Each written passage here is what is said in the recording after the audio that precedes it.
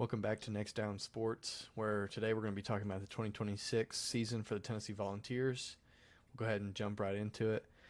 Tennessee finished last season very poorly with three late season losses with Oklahoma, Vanderbilt, and Illinois. They finished 8-5. This past off season, we fired Tim Banks, hired Jim Knowles, lost some players, gained some players. High expectations for Jim Knowles and his new defense that he's bringing over. We gained some key players from Penn State and some big defensive names. We got Xavier Gilliam from Penn State, and we also brought over safety TJ Metcalf, from Michigan. And these are going to be key additions to the Jim Knowles defense. Wish we had got Chaz Coleman, but whatever's going on with him, I hope he's doing well with whatever he pursues. Tennessee seems to be very defensive heavy this upcoming season, as we have two freshman quarterbacks, one true freshman, one redshirt freshman, and George McIntyre and Faison Brandon. So hopefully they are going to end up well. They're battling out right now in training camp. Still nobody announced as QB1. They both have their own play styles, I'm sure. George being a taller guy, Faison being more of a dual threat. Hopefully that's decided during training camp and not in the season. Hopefully they're not trading reps, because I feel like they both need as much experience as they can get without and while having the title of QB1 for the confidence.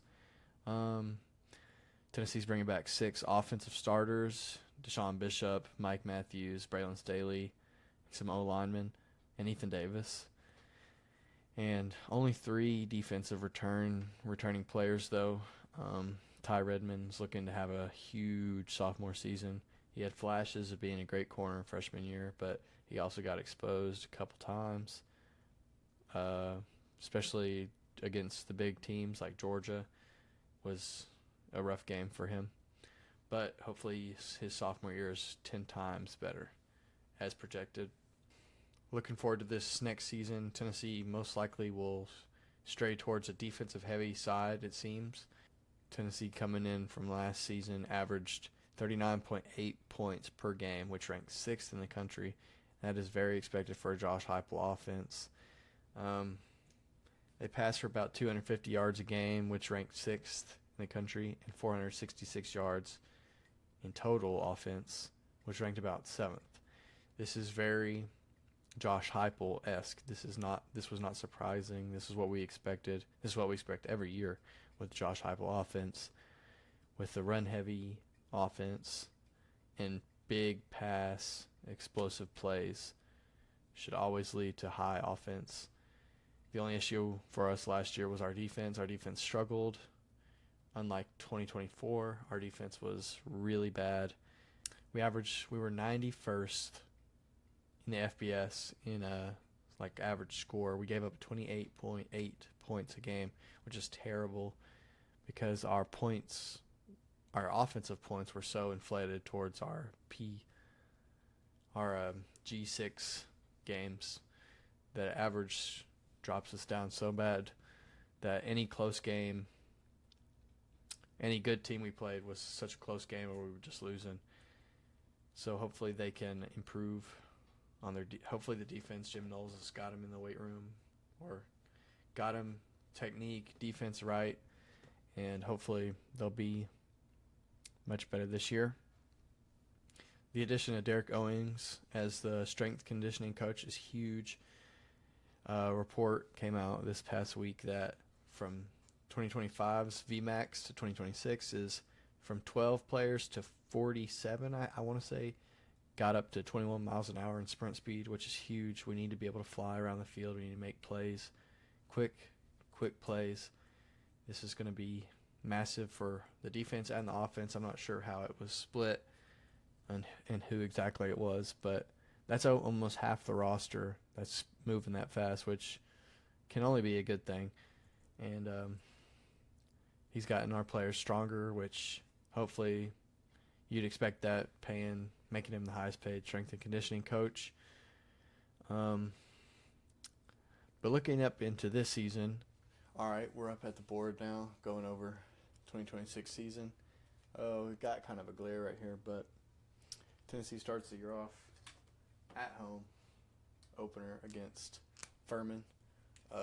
This is going to be easy G6 win.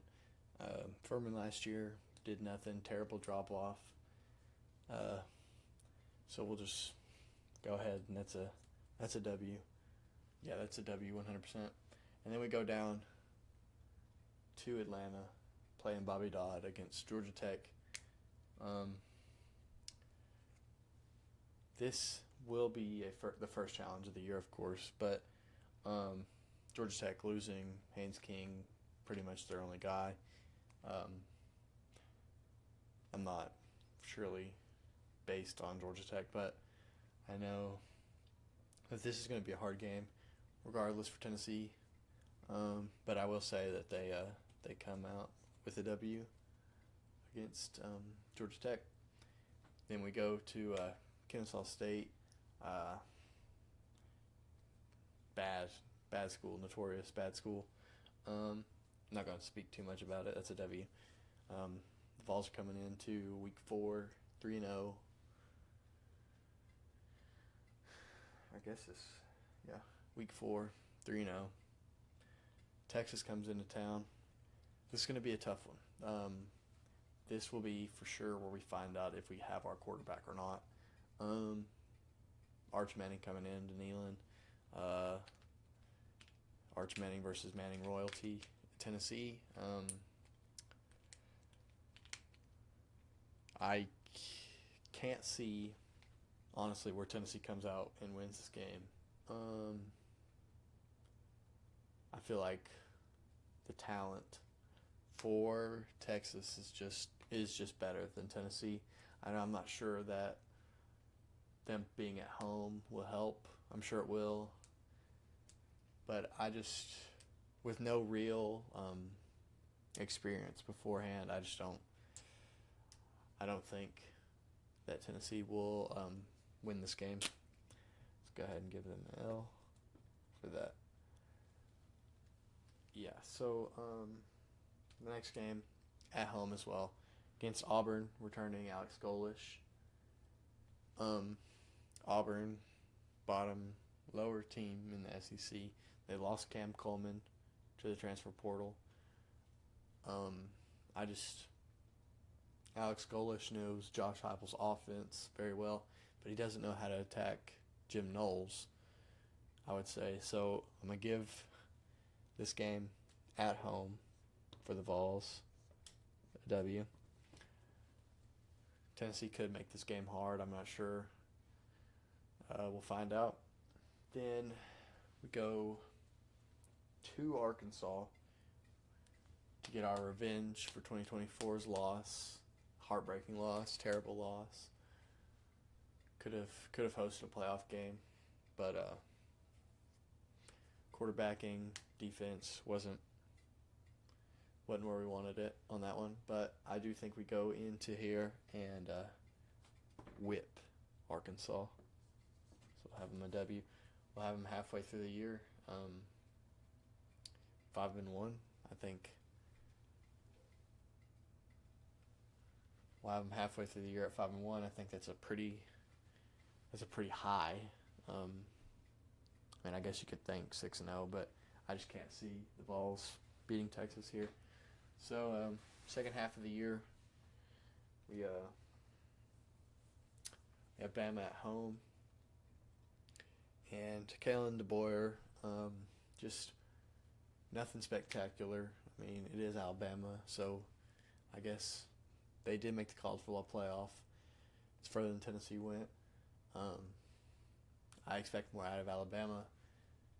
We have Alabama at home. Unless our quarterback play is just awful, I don't see Tennessee losing this game. So I'm going to go ahead and just give them the W. Should be a lot of hype around that game if we both if we're both coming in there hot. So next one is going to be at South Carolina, and borderline. I would say borderline. This is the easiest game of the year. As long as we can contain Lenora Sellers, this should be fine. Should not have an issue against South Carolina. That could just be a bad take, but just go ahead and give them a W. Then we have Kentucky. We have Kentucky at home. Will Stein, new coach. He said in his media day press review that they're going to win football games because of him, which I can see. I can see that's true.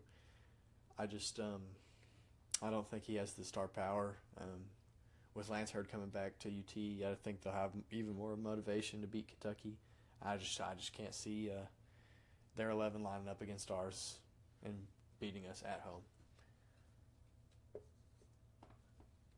Next, we're going down to College Station, where we're going to go face Mike Elko and the Aggies. They returning Marcel Reed, their quarterback. This is going to be a tough one. This will be the first time back in College Station since 2016. The loss that Josh Dobbs took to them in heartbreaking overtime. With how good they played last year, Marcel Reed was only getting better, I'm sure. They picked up more players in the portal.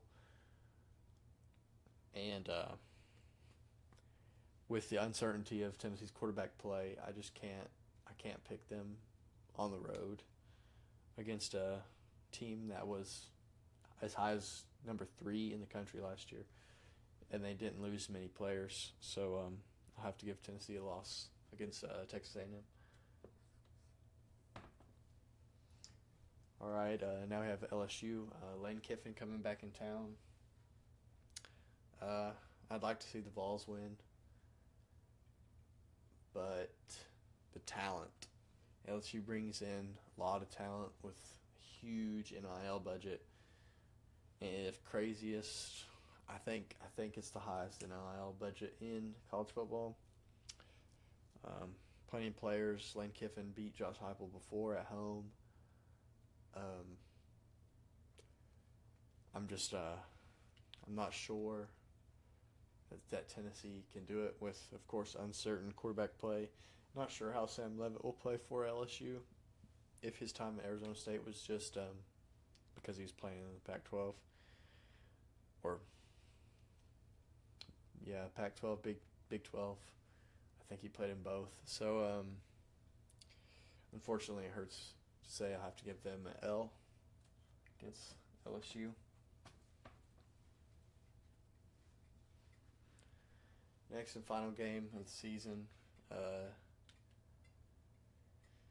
is Vanderbilt at Vanderbilt. They'll be back in First Bank Stadium, where they took over the stadium in 2024. I can say I was there for that game. Great game. Started off shaky, but finished strong, very strong, and got us into the playoffs. Vanderbilt, they lost Pavia. They also have a true freshman quarterback of Jared Curtis, 5-star out of Nashville. I think it'll be a good game. My Tennessee bias, I'm sure, is coming out a little bit, but I don't see these two back-to-back losses will be tough for us to get back motivated, I'm sure, because we'll probably be eliminated if we lose that third game. But I can see Tennessee not wanting to lose back-to-back years to Vanderbilt. So I could see Tennessee going into First Bank and coming out with a win.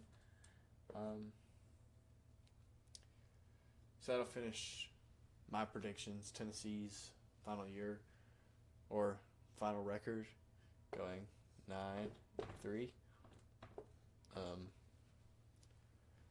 Nothing crazy. I feel like that's probably that's a good guess. That's a good prediction because they could win any of those 3 games, and they could, I'm sure, easily lose to Alabama, Vanderbilt. So, plenty of plenty of ways Tennessee season can go. I'm not sure exactly how it will actually go.